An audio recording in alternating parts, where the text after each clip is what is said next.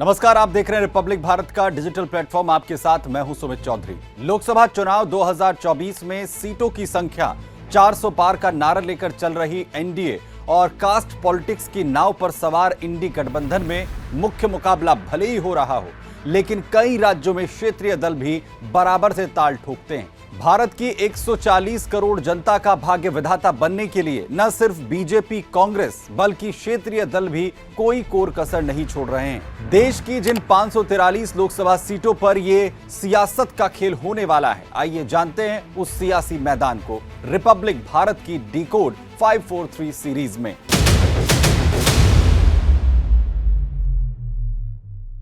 आज बात कर रहे हैं केरल की तिरुवनंतपुरम लोकसभा सीट के बारे में, जहां चौथी बार सीट जीतने के लिए कांग्रेस के चर्चित लीडर शशि थरूर सियासी मैदान में हैं, तो वहीं केरल में भगवा लहराने का लक्ष्य लेकर उतरी बीजेपी दमदार तरीके से चुनाव लड़ रही है।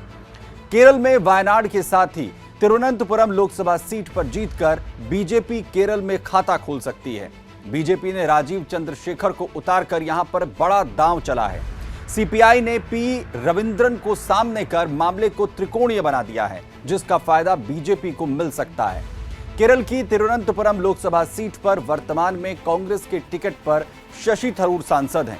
2019 के लोकसभा चुनाव में शशि थरूर ने बीजेपी प्रत्याशी के राजशेखरन को हराया था। तीसरे स्थान पर सीपीआई का कैंडिडेट रहा था। केरल में 20 में से 10 सीटें जीतने का लक्ष्य लेकर चल रही बीजेपी इस बार सारे मिथकों को तोड़ने की कोशिश कर रही है। वहीं केरल में आज तक बीजेपी को सिर्फ एक विधानसभा सीट मिली है, वो भी 2016 में। पिछले 5 सालों में बीजेपी ने हिंदू वोटों को साधने के लिए जिस तरीके से क्रमबद्ध तरीके से काम किया और सबरीमाला जैसे मुद्दे पर फ्रंट फुट पर खेला, उसकी वजह से केरल में बीजेपी इस बार कमाल कर सकती है।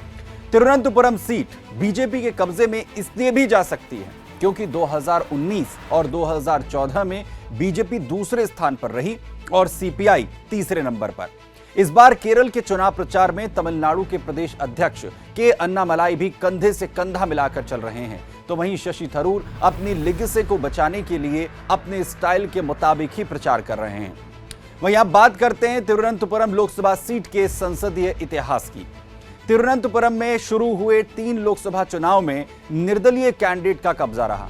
1952 में एनी मस्करीन, 1957 में ईश्वर अय्यर और 1962 में पीएस नटराज पिल्लई लोकसभा में चुनकर पहुंचे। 1967 में संयुक्त सोशलिस्ट पार्टी के पी वंशीधरन सांसद बने। 1971 में फिर से निर्दलीय कैंडिडेट के रूप में वीके कृष्णा मेनन को जीत मिली। 1977 में CPI candidate M N Govindan Iyer ने बाजी मारी। 1980 में पहली बार कांग्रेस केरल में नजर आई। कांग्रेस के टिकट पर एन नाडर सांसद बने। 1984, 1989 और 1991 में कांग्रेस के टिकट पर ए चार्ल्स लोकसभा के लिए चुने गए। तो वहीं 1996 में सीपीआई ने वापसी की और केवी सुरेंद्रनाथ सांसद बने। 1998 में कांग्रेस ने फिर से वापसी की। 1998 में के करुणाकरण और 1999 में वीएस शिवकुमार कांग्रेस के टिकट पर लोकसभा में पहुंचे। 2004 में सीपीआई के टिकट पर पीके वासुदेवन नैयर सांसद बने। 2005 में उपचुनाव हुआ तो पी रविंद्रन ने इस सीट को सीपीआई के पास ही रखा। 2009 में कांग्रेस ने फिर से ऐसा वजूद पाया कि 2009 हो, 2014 और 2019 में कांग्रेस के शशि थरूर लोकसभा में तिरुवनंतपुरम की आवाज बने। वहीं अब बात करते हैं तिरुवनंतपुरम लोकसभा सीट के अंतर्गत आने वाली विधानसभा सीटों की। तो इसमें 7 विधानसभा सीटें आती हैं। 7 में से 5 पर सीपीआई, 1 पर कांग्रेस और 1 पर जनाधिपति केरल कांग्रेस के विधायक हैं।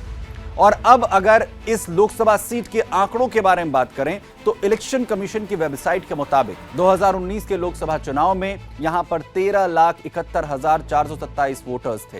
कांग्रेस के शशि थरूर को 4,16,131 वोट मिले। दूसरे नंबर पर बीजेपी के राजशेखरन रहे, जिन्हें 3,16,142 वोट मिले थे। तीसरे नंबर पर सीपीआई के सी दिवाकरन रहे, जिन्हें 2,58,556 वोट मिले थे।